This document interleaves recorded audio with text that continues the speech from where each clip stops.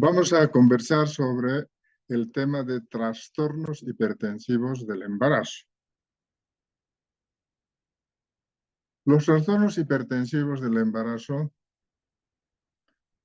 son un síndrome caracterizado por hipertensión, proteinuria y edemas, que se presenta durante el embarazo después de la 20 semana sin causa aparente.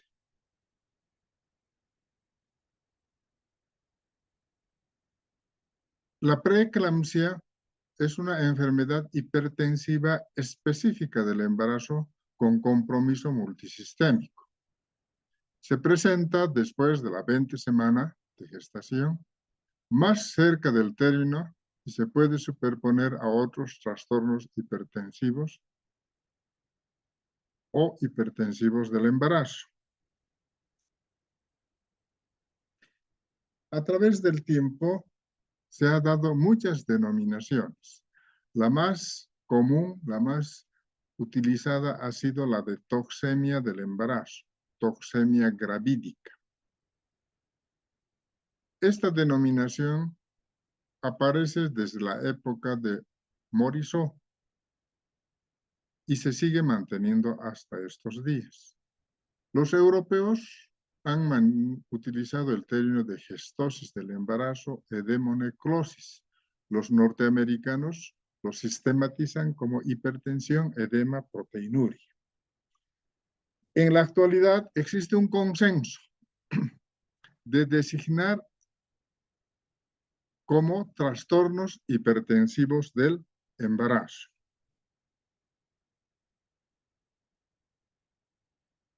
Epidemiología. Es bastante frecuente la patología. En el país, alrededor del 12% de las embarazadas se complican con cuadro hipertensivo durante el embarazo, parto o puerperio. Internacionalmente, ustedes pueden ver que estaría alrededor del 5 al 10%. De hecho, es la tercera causa de mortalidad materna y tal vez una de las primeras causas de mortalidad perinatal. También deja secuelas, sobre todo hipertensión o insuficiencia renal aguda o trastornos de tipo neurológico, en el 5% de las mujeres que hacen cuadro hipertensivo durante el embarazo. Esta enfermedad no tiene causa conocida. Por eso vamos a posteriormente indicar muchas teorías que van a tratar de explicar el origen. Sin embargo, existen bien identificados los factores de riesgo. Estos factores de riesgo son principalmente primer contacto de la mujer durante el embarazo con la placenta. Esto ocurre entonces en las nulíparas. Nulíparas que son muy jóvenes, como las embarazadas adolescentes o mujeres que ya están en edad avanzada, ¿no? Las tardías, después de los 35 años de edad. Existen grupos étnicos vulnerables, por ejemplo, los migrantes. La herencia es otro factor de riesgo. Entonces, esto indica que se puede transmitir de la abuela a la hija, de la hija a la nieta, aparentemente por un gen recesivo. El vivir a gran altura, 2.500 metros de altura sobre el nivel del mar o más. Cuando existe gran masa, ¿no?, trofoblástica, por ejemplo, en embarazos múltiples como doble, triple, etc., y la mola hidatiforme, que es la degeneración hidrópica del trofoblasto. Cuando existen ya patologías establecidas, predisponentes, que afectan de alguna manera el sistema vascular, causando algún grado de inflamación, como es la diabetes, lupus eritematoso sistémico, el feocromocitoma y otras enfermedades del tejido conectivo. En estos tiempos donde se da mucha importancia a la nutrición. Entonces, deficiencia de proteínas, hipoalbuminemia sobre todo, mutación del factor quinto de Leydig o hiperhomocistenemia. Estas son teorías últimas. Pero también estaría relacionado con infecciones, como por ejemplo infección por parvovirus, por el rotavirus, el HPV de las cepas 16, 18, infección por clamidias. Estas infecciones liberarían interleuquinas, que serían un factor predisponente para que la embarazada no se complique con hipertensión. Llama la atención entonces que la hipertensión se torna con frecuencia en la fertilización in vitro, ¿no? Como hipertensas en mujeres que han sido fertilizadas in vitro.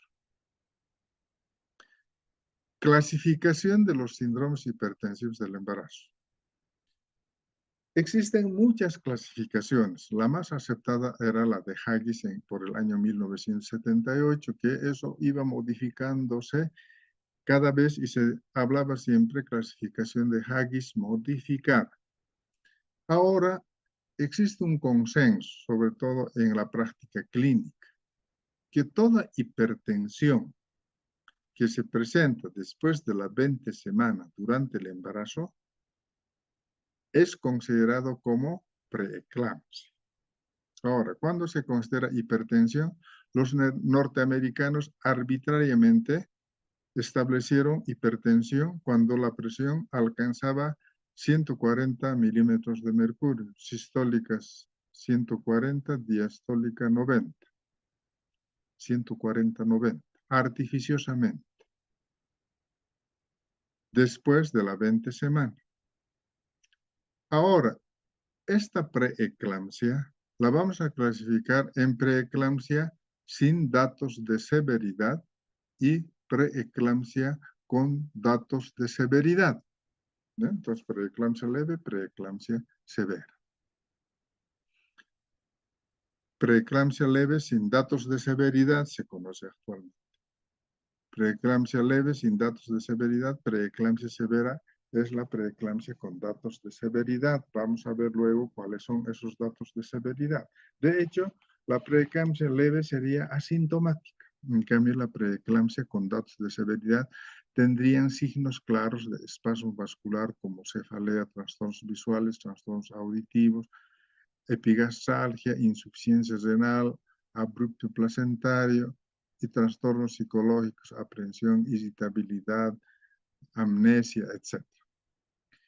Esta preeclampsia severa se complica con eclampsia, que es el cuadro preeclámptico que presenta convulsión de tipo tónico clónico muy semejante a la epilepsia o tipo gran mal.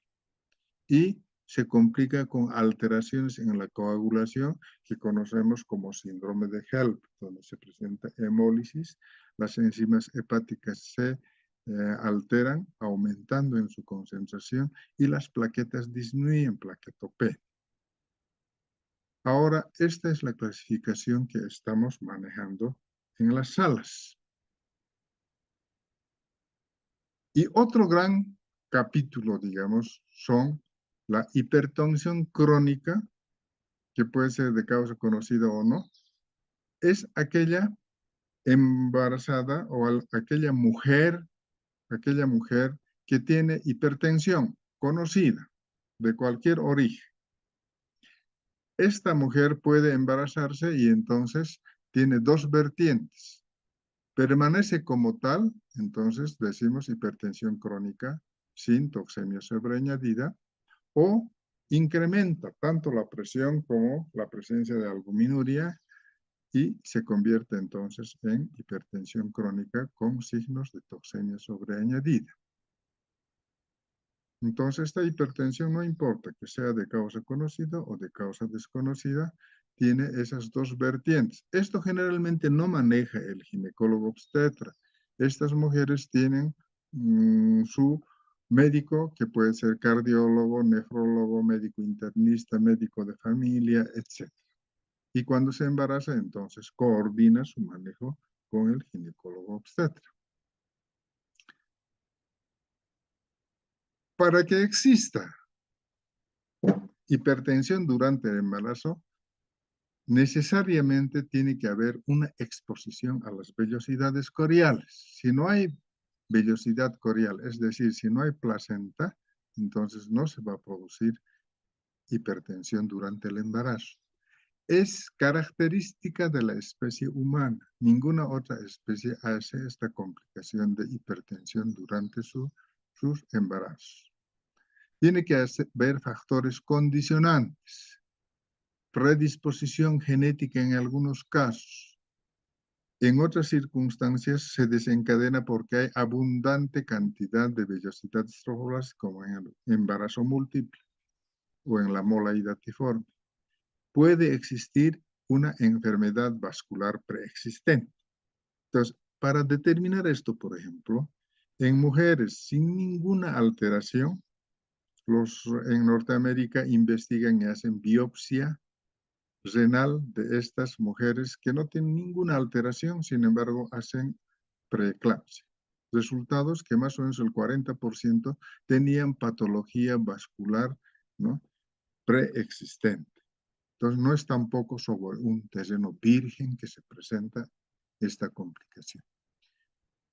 Decíamos que esta entidad nosológica es de causa desconocida. Existen 1.000 teorías para poder explicar, que los vamos a nosotros a agruparlos. Tenemos la teoría isquémica, la teoría genética, la teoría inmunológica y la teoría del estrés oxidativo. La teoría genética es la que mejor explica la fisiopatología de este cuadro. La teoría genética sería un gen recesivo que se transmite de abuelas a hijas y de estas a las nietas. La teoría inmunológica considera a la placenta como un halo injerto, ¿no?, y que condicionaría a una reacción de histoincompatibilidad de tejidos. La carencia de ciertos elementos nutricionales, vitaminas, minerales, oligoelementos, etcétera, que son antioxidantes, su disminución ocasionaría hipertensión porque en estas circunstancias disminuirían la síntesis del óxido nítrico en el organismo. Bien, la teoría isquémica entonces nos dice que falta la segunda penetración del trofoblasto que ocurre en la 18 a 20 semanas. Ahora postulan entre la 14 y 16 semanas. Entonces, al principio, el trofoblasto toma contacto con los vasos y llega en etapa inicial a horadarla hasta la capa elástica media. Antes, en el primer trimestre, antes de la 13 semana. Luego, a partir de la 14 semana en este momento, hasta la 16 tomaría contacto con la capa elástica interna. Cuando ocurre fisiológicamente esta segunda penetración, entonces hay flujo sanguíneo suficiente para mantener, ¿no?, la función placentaria en forma óptima. Cuando no ocurre esta segunda penetración, entonces, ¿qué pasa? Aparece resistencia en el flujo sanguíneo. Y esta resistencia en el flujo sanguíneo, ¿qué va a producir? ¿No? Liberación de sustancias vasoconstrictoras, estímulo de las endotelinas y liberación de tromboxanos, y se crea un círculo vicioso. Cuanto más vasoconstricción, ¿no?, mayor liberación de sustancias vasoconstrictoras, y es un círculo que no se puede romper. Esa sería entonces la teoría isquémica, la falta de la segunda penetración trofoblástica hasta llegar a la capa elástica interna de las arterias espirales. Es la que mejor explica la fisiopatología, la que mejor explica ¿Por qué aparece la hipertensión? Por la resistencia vascular periférica. ¿Por qué se produce la eliminación de albúmina, moléculas grandes que normalmente no pasaban? Por la endoteliosis que ocurre en los capilares del glomérulo. ¿Y por qué se retiene la placenta? Porque aumenta la permeabilidad vascular, entonces el líquido intravascular se extravasa al intersticio y disminuye el volumen circulatorio. Todos esos hechos entonces están explicados muy bien por la teoría isquémica. Pero, aquí el pero, ¿verdad? ¿Por qué en unas embarazadas no ocurre esta segunda penetración? Y ahí no hay una explicación que nos pueda dar y ahí queda en el plano de las teorías. Aquí podemos ver, ¿no?, los grados de penetración en un embarazo normal. Miren, llega hasta la capa elástica interna. En cambio, en un embarazo que va a ser preeclampsia, solo llega a la túnica elástica media. Este espasmo vascular podemos ver del siguiente modo. Observen ustedes, esto es un embarazo normal. Vean ustedes el lumen arteriolar. Vean la organización del epitelio y poca cantidad de células fibroblásticas y poca cantidad de plaquetas. Cuando ocurre ya la constricción vascular, se va desorganizando las células epiteliales. Se va acumulando tejido fibrótico, fibroblastos y secuestro de plaquetas. Y el lumen arteriolar, como ustedes ven, se va disminuyendo cada vez más,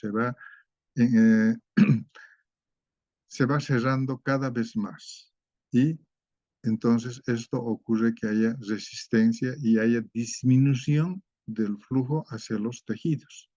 Y eso va a traducir los signos de espasmo vascular que decimos. Este es el espasmo vascular, que va a producir cefalea intensa, va a ocasionar trastornos visuales, va a ocasionar dolor en epigastrio irradiado a hipocondrio derecho, epigastral, va a ocasionar oligoanuria, va a ocasionar trastornos hepáticos, ictericia, aumento de las transaminasas, destrucción del hepatocito, va a condicionar al abrupto placentario, al desprendimiento de la placenta. Todo ello entonces es secundario al espasmo vascular que va a liberar mayor cantidad de sustancias vasoconstrictoras como los tromboxanos y las endotelinas. Por eso hoy se dice que los trastornos hipertensivos del embarazo son una lucha de epitelios.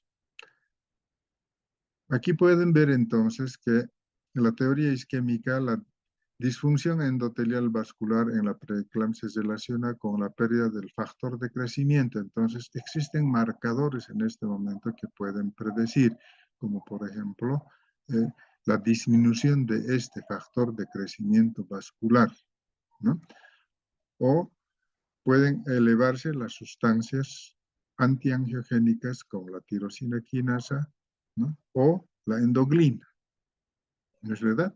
Entonces, sería un desequilibrio entre las sustancias angiogénicas, que serían las protectoras, las facilitadoras de la vasodilatación, y las antiangiogénicas, que serían las que condicionan, ¿no?, favorecen a la vasoconstricción, ¿no? Entonces, lucha de epitelios.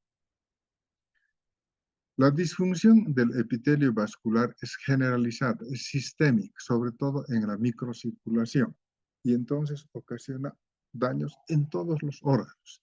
Y podemos ver, por ejemplo, en cerebro, produce edematización, ¿no? Edema cerebral, hipoxia cerebral. Por hipoxia se presentan las convulsiones como es la preeclampsia.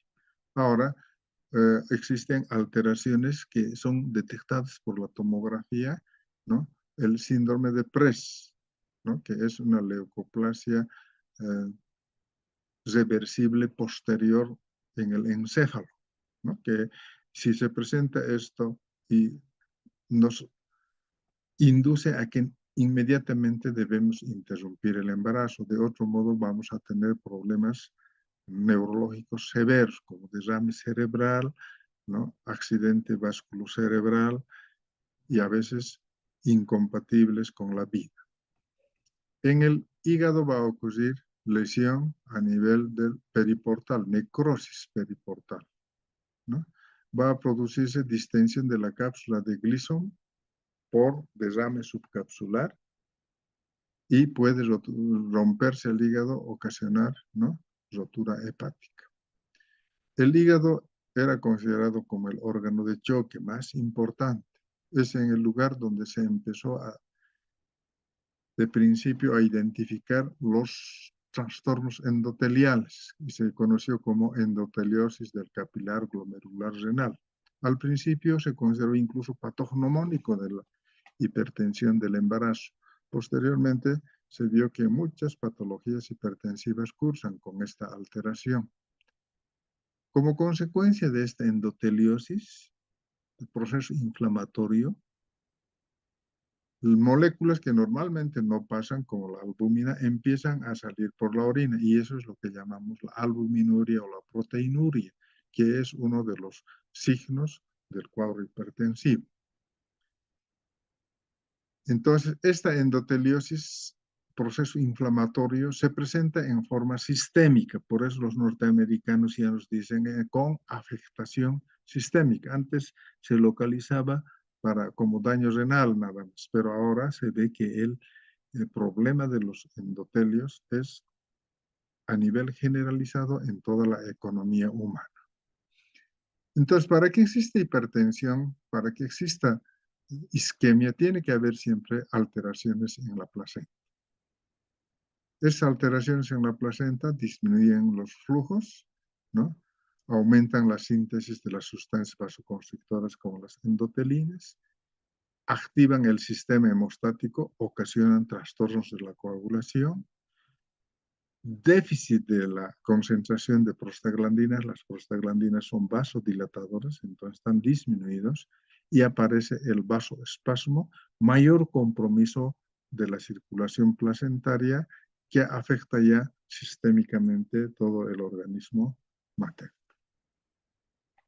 La teoría inmunológica considera a la placenta y al feto como un halo injerto, es decir, un tejido extraño, ¿no? Sin embargo, imagínense, la presencia del feto es totalmente extraña, un parásito.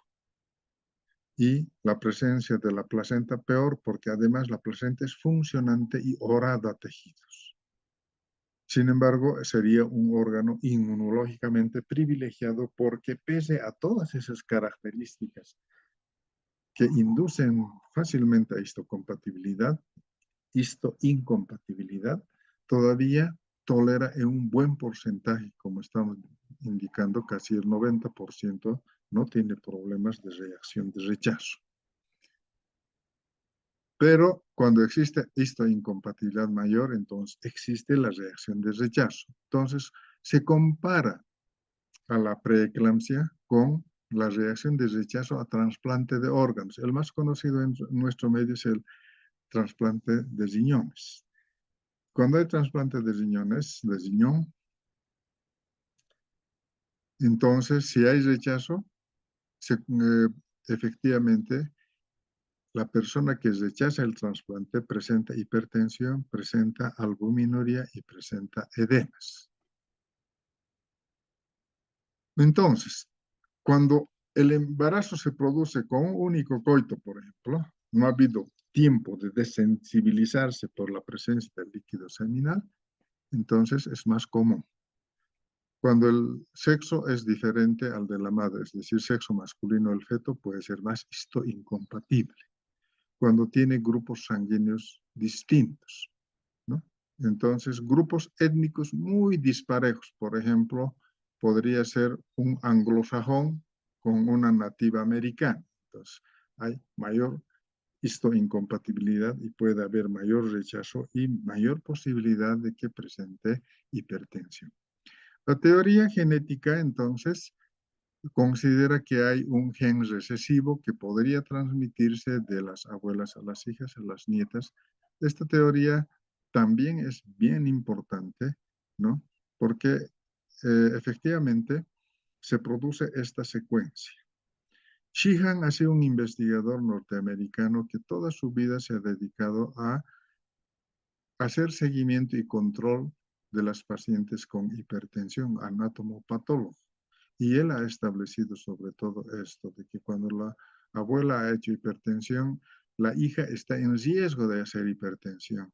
Y cuando la nieta se embaraza, está en riesgo de hacer hipertensión. Y la teoría del estrés oxidativo, entonces, la carencia de ciertos elementos como el calcio, las vitaminas A, E, C, magnesio, zinc, ácido fólico, selenio, omega, las omegas que están de moda, ¿no? El estado de hipoproteinemia, sobre todo la hipoalbuminemia, y el estado de obesidad, ¿no? Que tiene alta concentración de lípidos. Ahora, entre los exámenes laboratoriales tenemos que pedir el perfil lipídico por eso, ¿no? Estas carencias nutricionales, ¿qué ocasionarían? ¿No? Liberarían tirosina quinasas y factor de crecimiento placentarios. Entonces, condicionarían además a una disminución en la formación del óxido nítrico en el organismo. El óxido nítrico es un potente vasodilatador. Entonces, estas carencias de alguna manera constituyen como elementos favorecedores de liberar sustancias constrictoras, tirosina quinasa, factor de crecimiento placentario, ¿no? Esa sería entonces una explicación del estado nutricional antioxidativo. El embarazo normal se caracteriza porque hay una vasodilatación en la circulación. Por eso se pone la carita sonrosada, ¿no es verdad? El flujo sanguíneo está aumentado. Durante el embarazo, el volumen minuto circulatorio aumenta, ¿no es verdad? El volumen circulatorio un 45%, les han dicho, y los elementos forman solo en 15 a 20%, por eso hay una hemodilución. La actividad uterina está ausente por la acción de la progesterona, está en reposo el útero. El flujo sanguíneo útero-placentario está aumentado, ¿no? Dice que la demanda es, el débito por la arteria uterina es 750 ml, al espacio intervelloso llega a 500 ml y durante una contracción uterina eso se reduce a la mitad. Esos son los valores que al estudiar la placenta les han mostrado. Hay mayor concentración de prostaciclinas. En cambio, cuando existe cuadro hipertensivo, preeclampsia, vean ustedes, hay vasoconstricción. Ya hemos visto cómo se produce esa vasoconstricción. Hay agregación plaquetaria, hemos dicho retención de secuestro de plaquetas, ¿no? Actividad uterina presente, entonces está hiperreactiva la fibra muscular lisa del útero y fácil de contraerse. Flujo sanguíneo útero-placentario muy disminuido y liberación de tromboxanos, ¿no? Que son sustancias potentes vasoconstrictores. Bien, entonces decíamos que en el cuadro hipertensivo existe un desequilibrio entre las sustancias vasodilatadoras frente a las sustancias vasoconstrictoras. Entonces, en un embarazo normal estaban muy bien la concentración de prostaciclina, óxido nítrico, calicreina, cinina. En cambio, cuando hay cuadro hipertensivo, están aumentadas las endotelinas, tromboxanos, hay vasoconstricción, hay hipertensión y hay una disminución de la prostaciclina, óxido nítrico y calicreina, cinina. La toxemia, entonces, es una enfermedad de los endotelios con secreción aumentada de endotelinas, ¿no? Que afecta al riñón, al útero y a la placenta, sobre todo. Entonces, en la fisiopatología, el hecho comprobado es que hay vasoconstricción. El problema es que no sabemos cómo se produce esta vasoconstricción y ahí surgen las teorías. Esta vasoconstricción es porque están aumentadas las endotelinas, 1, 2, 3, y está liberado tromboxanos. ¿no? Afecta entonces la circulación renal, la circulación coronaria y en forma sistémica. Se traduce por el vasoespasmo, insuficiencia cardíaca e hipertensión. El vasoespasmo condiciona una resistencia vascular que es, ¿no?, lo que explicaría el aumento de la presión arterial, sobre todo diastólica. También como consecuencia de esta resistencia vascular disminuye el volumen minuto circulatorio y también explicaría entonces el aumento de la presión arterial sistólica. Es lo que explica entonces la resistencia vascular periférica, la hipertensión arterial. Esta hipertensión arterial puede afectar la estructura misma de los vasos, las vasas vasorum. Produce daño endotelial, depósito de fibrina, secuestro de plaquetas, eso es lo que decíamos en la microcirculación. Depósito de fibrina, secuestro de plaquetas, disminución del lumen, desorganización de los endotelios. Cuando existe espasmo, entonces el órgano al que irriga está en hipoxia, principalmente cerebro, hígado, riñones, ¿no?, todos los órganos, ¿no? Y eso condiciona entonces a alteraciones en la coagulación, ocasionando hemorragia y necrosis de los órganos, ¿no? Y al final claudica todos los órganos por destrucción necrosis. Afecta sistémicamente, pero básicamente tiene efectos cardiovasculares, tanto la preeclampsia como la eclampsia. Entonces, la precarga, presión al final de la diástole, poscarga, resistencia a la eyección, estado inotrópico, ¿no?, la frecuencia cardíaca, hay hemoconcentración. Hemos dicho que disminuye el volumen circulatorio. Sin que disminuyan los elementos formes, hay hemoconcentración. Presión normal de llenado ventricular, resistencia vascular periférica sistémica elevada y función ventricular hipodinámica. Estas alteraciones el ginecólogo obstetra no veía muy bien, no estudiaba bien, pero cuando estas pacientes con preeclampsia, con datos de severidad, ingresan a la unidad de cuidado intensivo, donde es manejado por un médico en terapia crítica, entonces ellos básicamente controlan estos elementos ahora por estudio ecográfico directamente, ¿no? Y así van balanceando líquidos y ofertando vasoactivos, etcétera, de acuerdo a la alteración que exista en esta esfera cardiovascular. Existen cambios entonces en la coagulación, los cambios hematológicos. Al principio decíamos que hay plaquetopenia o trombocitopenia, puede haber coagulación intravascular diseminada, dímeros de degradación altos, protrombina prolongado, tiempo de sangría elevado. Entonces, en un frotis de sangre periférica podemos encontrar que hay deformaciones en la estructura de los glóbulos rojos. Por eso existe hemólisis. Y esa hemólisis vamos a ver como uno de los signos del HELP. Primero, la primera H, hemólisis. Puede haber entonces alteración como es la esquistocitosis, esferocitosis, reticulocitosis. Hemoglobinuria, ¿no es verdad? Porque destrucción de los glóbulos rojos. Antitrombina 3 bajo, ya trastorno de la coagulación. Fibronectina elevada que se presenta en todo proceso inflamatorio. Trombomodulina elevada. Calicreina, cinina, que era un vasodilatador, estaría bajo.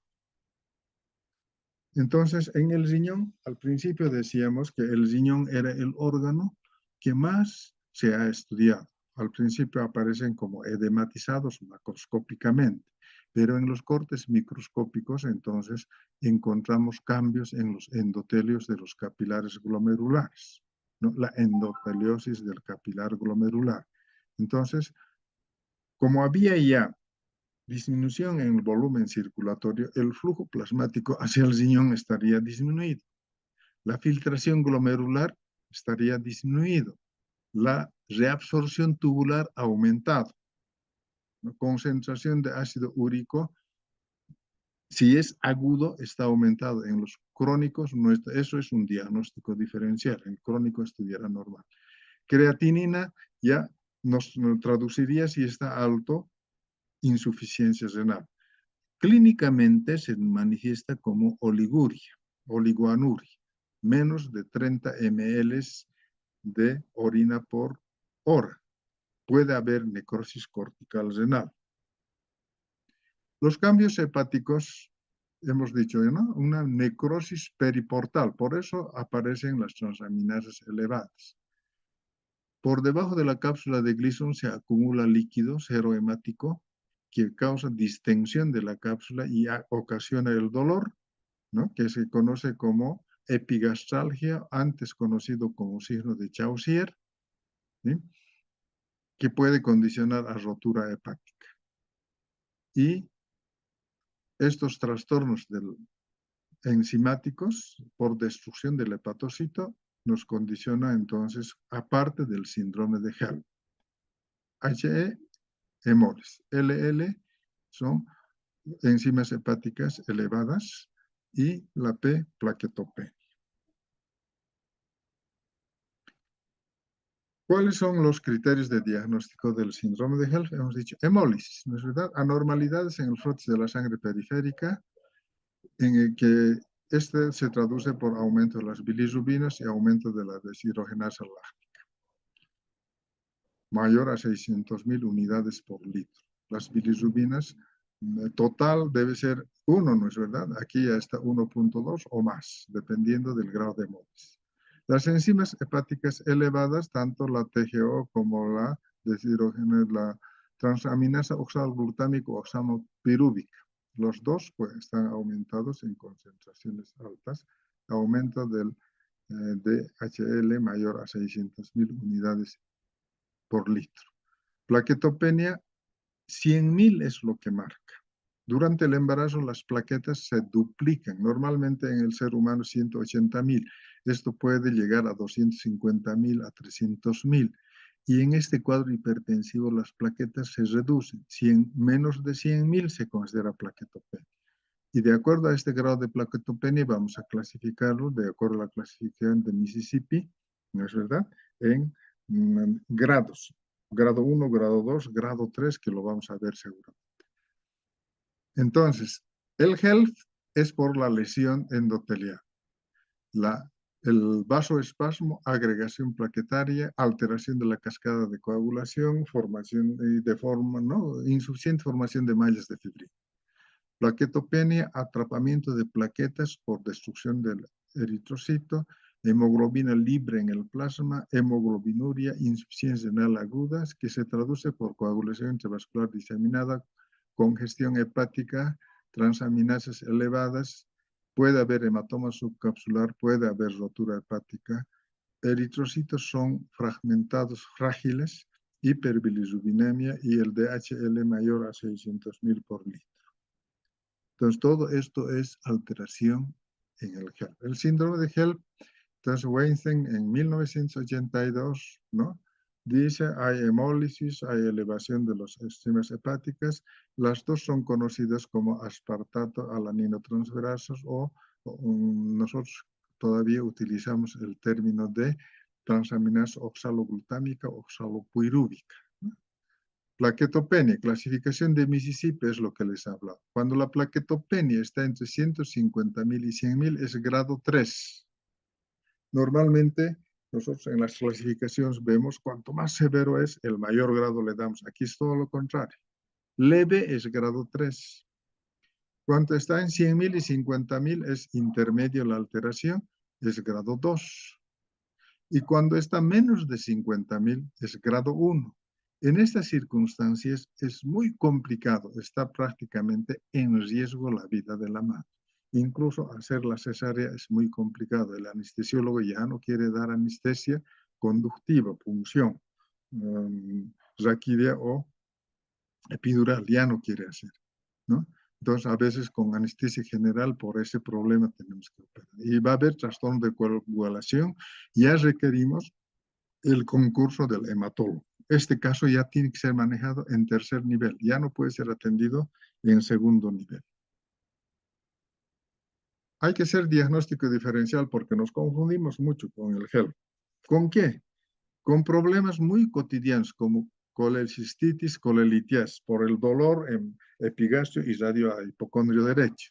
Y no le controlas la presión arterial y puedes diagnosticar colecistitis. Haces laboratorio, entonces trombocitopenia idiopática.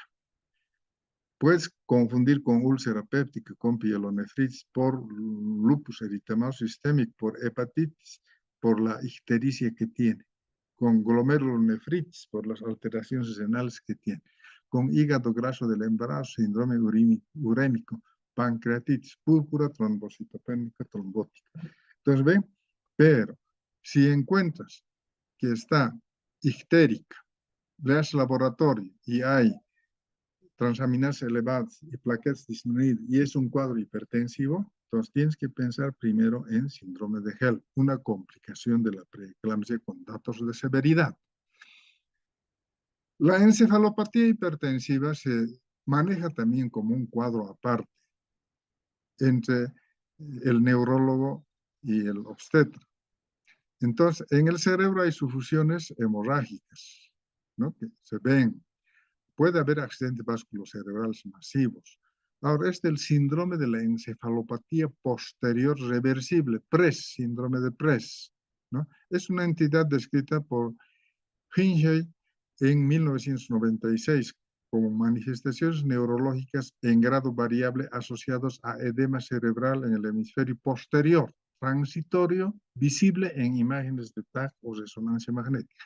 Cuando tenemos esto identificado, entonces tenemos que hacer interrupción del embarazo.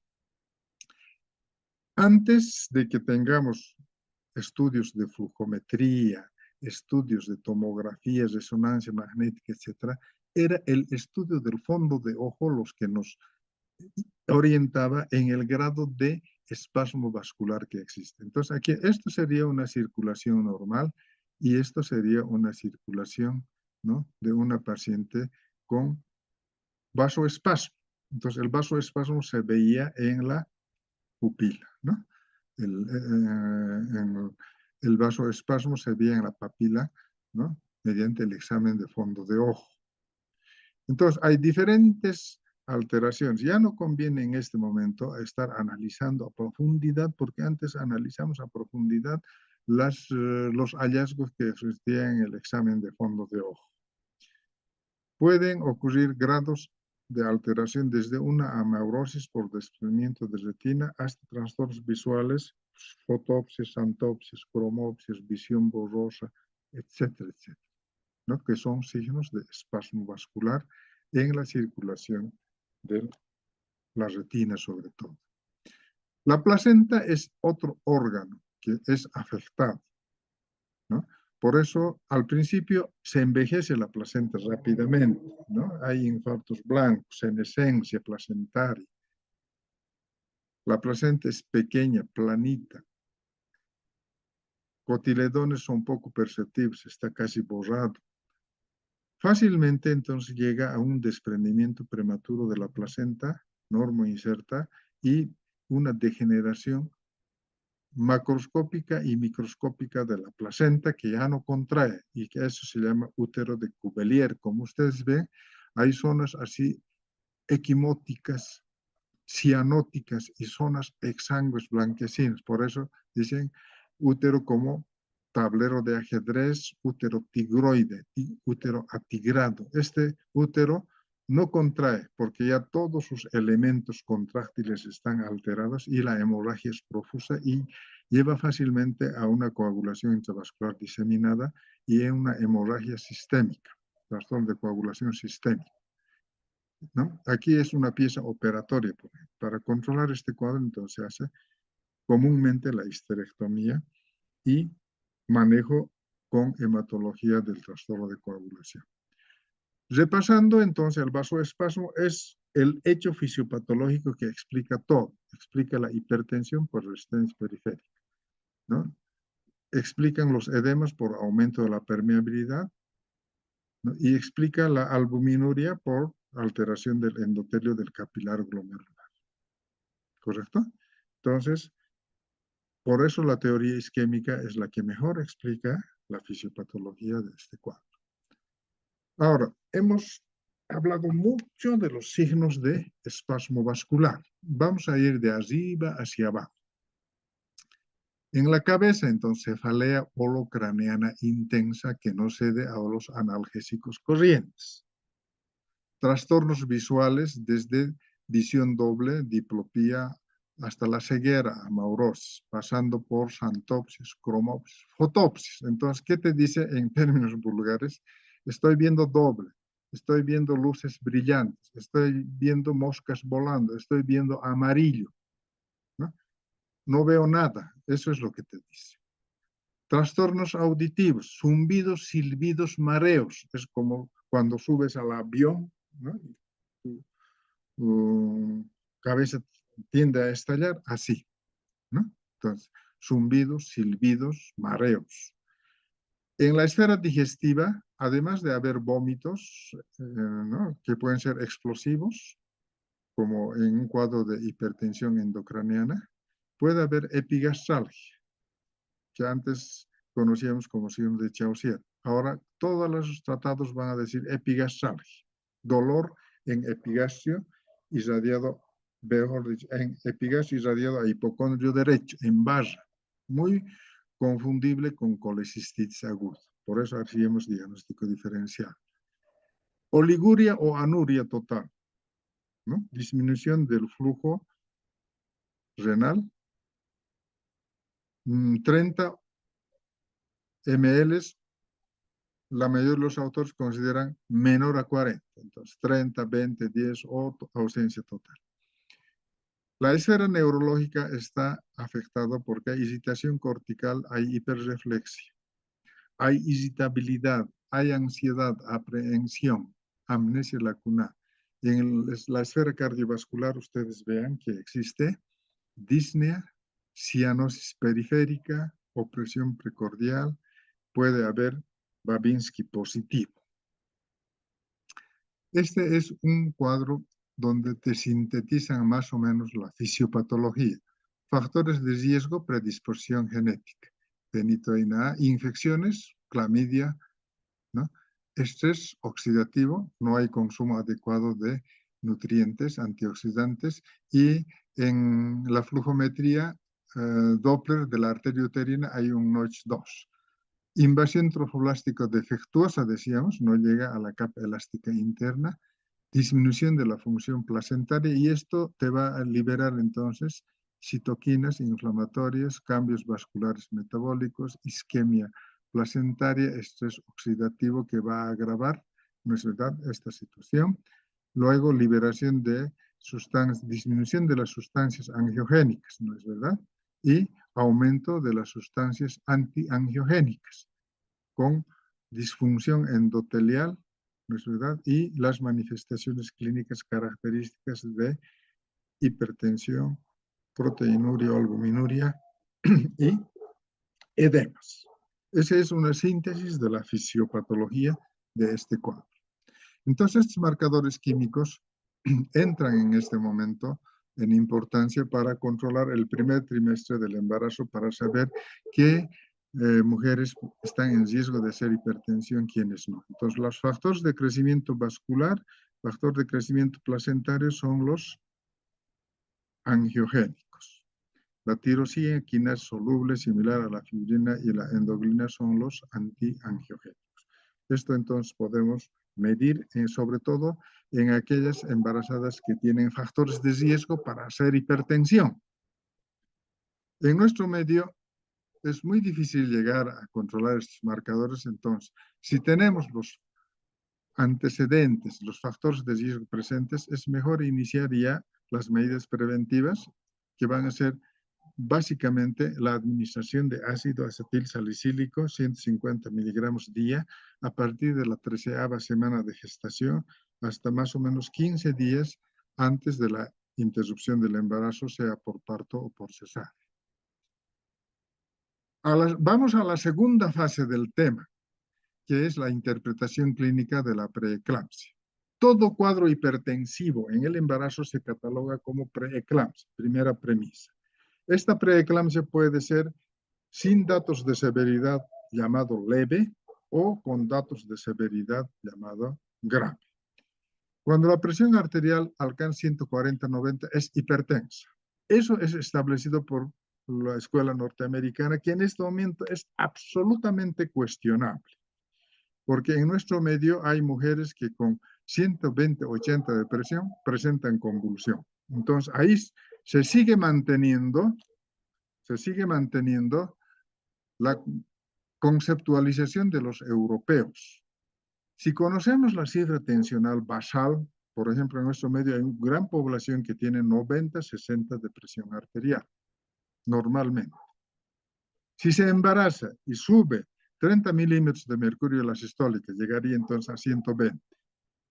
Y la diastólica 15 llegaría a 75. 120, 75 para ninguno de nosotros sería considerado hipertensión. Sin embargo, es hipertensión porque ha habido estos incrementos. Eso es muy importante manejar en estos niveles en que vivimos nosotros a 3.600 metros de altura. Edema es variable. Puede estar en anasarca total o tener una cruz. No es el edema ni clasificatorio ni de pronóstico. No se engañen con el edema. La albuminuria es un signo de aparición muy tardía. Por eso, lo principal es la presión arterial. Cuando ya aparece albuminuria, puede existir 300 miligramos por decilitro o 2 gramos por litro recolectada en orina de 24 horas. ¿Está bien? Entonces, la albuminuria es un signo tardío. Estamos autorizados en este momento en diagnosticar preeclampsia solamente con la presencia de hipertensión, sin que exista edema y sin que exista albuminuria, porque la albuminuria o proteinuria, ¿no es verdad?, es un signo muy tardío, ¿no? La leve, entonces, es asintomática, no tiene ningún signo de espasmo vascular y el laboratorio también es normal porque todavía no hay compromiso sistémico. Entonces, esta fase es la fase en que debíamos detectar y de acuerdo a esa detección hacer las medidas preventivas o las medidas de control correspondientes. Bien, en cambio, la preeclampsia con datos de severidad, preeclampsia severa, la presión arterial puede estar muy elevada, 160, 140, la diastólica puede ser 100, ¿no? Como mínimo. 110 manejan a nivel del mar, nosotros 100 en esta altura en que vivimos. Puede haber proteinuria franca, 2 gramos de orina por litro, perdón, 2 gramos de proteinuria o albuminuria por litro. Siempre se recolecta orina de 24 horas, porque la proteinuria no es un signo constante, puede aparecer en algunos momentos, en otros momentos no, por eso todo el conjunto de 24 horas se hace el análisis correspondiente. La preeclampsia severa se caracteriza porque tiene que tener signos de vasoespasmo, cefaleas, epigastrales, oliguria, etc., que ya conoce. O tener alteraciones laboratoriales, alteraciones de la prueba hepática, prueba renal o coagulograma alterados. Pueden estar generalmente ambos, pero es suficiente que existan signos de vasoespasmo sin alteraciones laboratoriales.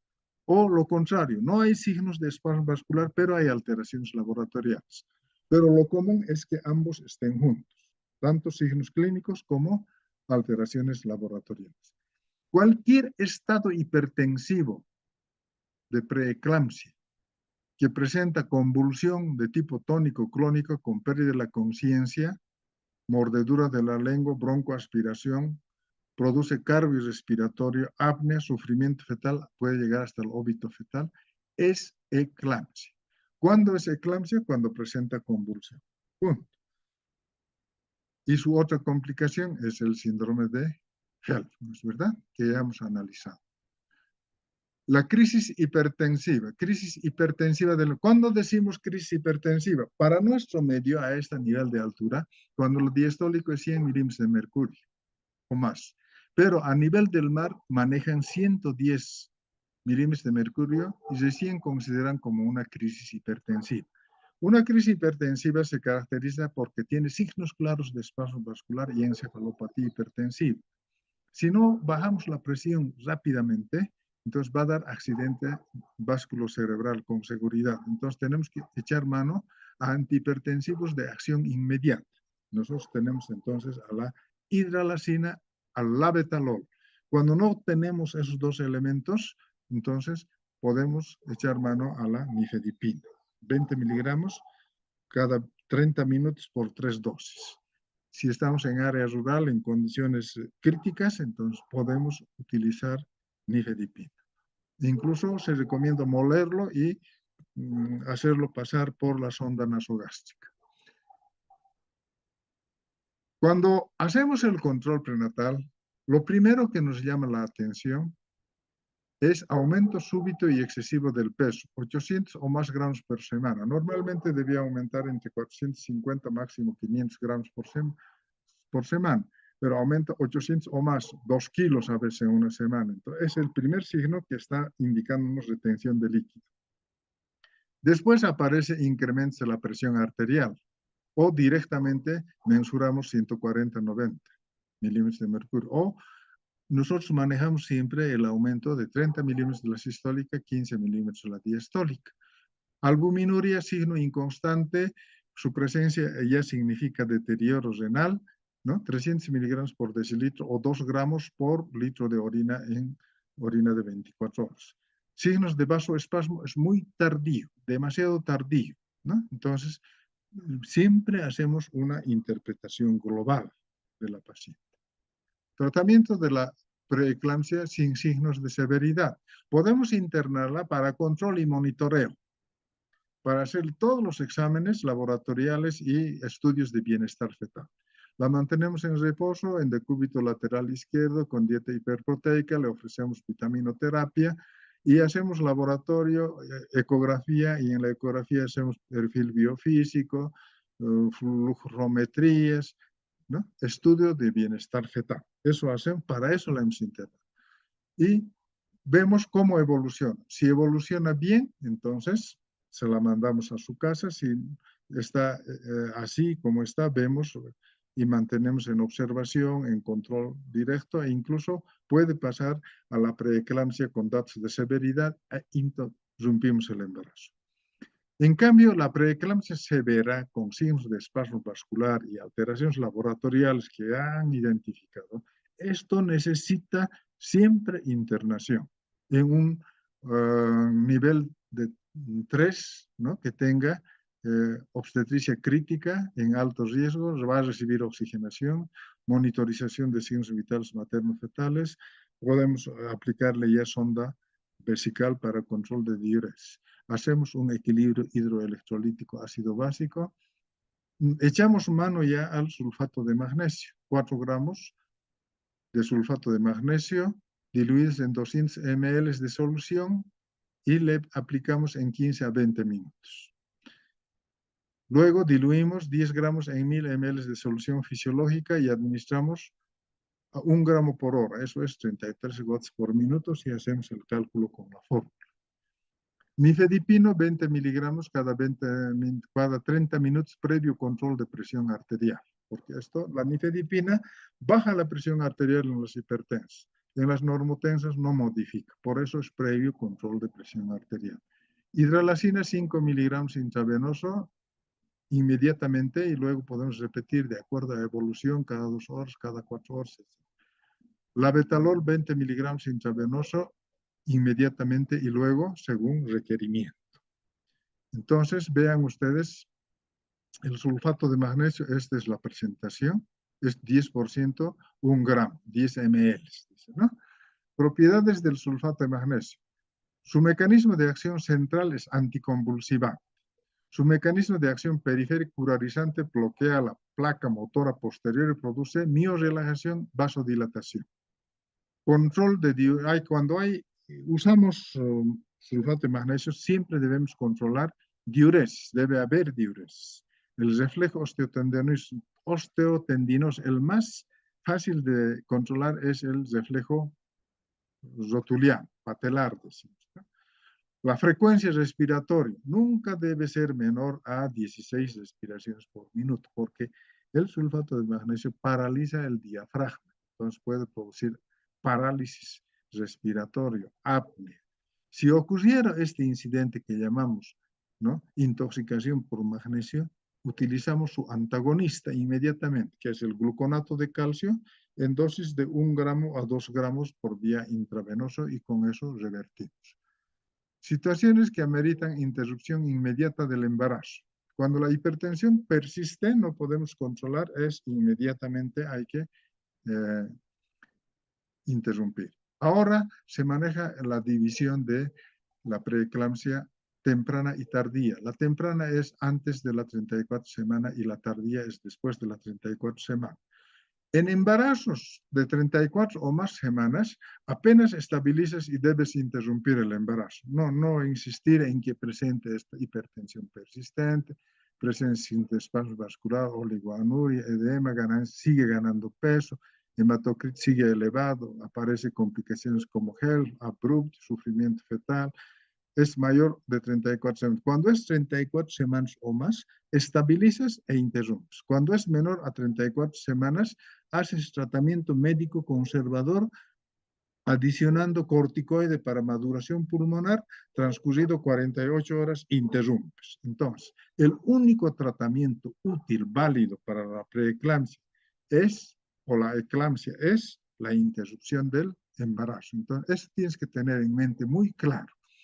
Medidas generales, entonces, en preeclampsia severa, que manejamos en una unidad de cuidados intensivos: aspiración de secreciones, evitar síndromes aspirativos, oxigenación, posición lateral, ligero Trendelenburg, hacemos un equilibrio hidroelectrolítico, control de diuresis horaria, aplicamos SUSPAN y antihipertensivos parenterales. La conducta obstétrica, interrupción del embarazo, apenas estabilicemos. Si altera el bienestar fetal, inmediatamente procedemos a la interrupción del embarazo, y el manejo es interdisciplinario con la concurrencia de otros especialistas, principalmente neurólogo, hematólogo, ¿no?, nefrólogo, cardiólogo, ¿no es verdad? Todos los logos intervienen en este manejo porque es sistémico, ¿no? La preeclampsia severa, entonces, hacemos reposar, sulfato de magnesio, hipotensores, maduración pulmonar, evolución satisfactoria, insatisfactoria, interrumpir el embarazo si alcanza 34 semanas o más. Eclampsia siempre manejo en UTI. Sulfato de magnesio igual, hipotensores, oxígeno, cánula de Mayo, aspiración de secreciones permanente. Y aquí ya no hay nada que discutir. Hay convulsión y la interrupción es estabilizar e interrumpir el embarazo por cesárea en el 99% de los casos. El HELP, entonces, estabilizamos, aplicamos esquema de SUSPAN, hacemos manejo de los trastornos de coagulación con dexametasona 10 miligramos intravenoso cada 12 horas por 5 días. Engatillamos código rojo, plaquetas plasma fresco, plaquetas globulares, etc. El único tratamiento es interrupción del embarazo. Entonces, la estabilización debe ser en el menor tiempo posible. 4 horas, 6 horas, 8 horas, 12 horas, debe estar estabilizado. Y luego interrumpir el embarazo como única medida que puede ayudarnos a controlar este cuadro. Complicaciones de la preeclampsia y la eclampsia. De arriba, abajo, accidente vasculocerebral, rotura hepática, síndrome de HELP con trastorno de coagulación, insuficiencia renal aguda, edema agudo de pulmón, síndromes de broncoaspiración, coagulación intravascular diseminada, abruptio placentario, sufrimiento fetal agudo, o llamamos también pérdida de bienestar fetal, ¿no es verdad? Óbito, ceguera por desprendimiento de retina. Entonces, podemos hacer predicción, sin embargo, decíamos, mediante el estudio de la fluxometría Doppler color de la arteria uterina entre las 13, 14, 15, 16, 17 semanas hasta las 20 semanas. Prueba positiva, tratamiento preventivo con ácido acetilsalicílico en dosis de 150 miligramos diario a partir de la 13ª semana de embarazo hasta 15 días antes de la interrupción del embarazo, que puede ser por parto o por cesárea. Medir los marcadores químicos predictivos, tirosina quinasa, factor de crecimiento placentario, o endoglinas, la tirosina quinasa, etc. Los angiogénicos y los antiangiogénicos. Bien, la prevención es ASA, 150 miligramos, como hemos dicho, a partir de la 13 semana, cada día hasta, hay que interrumpir antes de concluir con el embarazo porque de alguna manera altera la coagulación. Calcio 2 gramos por día en la dieta. Y antioxidantes que han dicho, esa dieta rica que ven en los platos llenos de verdes, de colores, de naranjas, rojas, etc. Muy bien, las dos clases que correspondían hemos sintetizado en esta. Les agradezco mucho. El fascículo actualizado va a estar también inserto y es necesario que lo lean además de ver estos cuadros. Ya, hasta la próxima.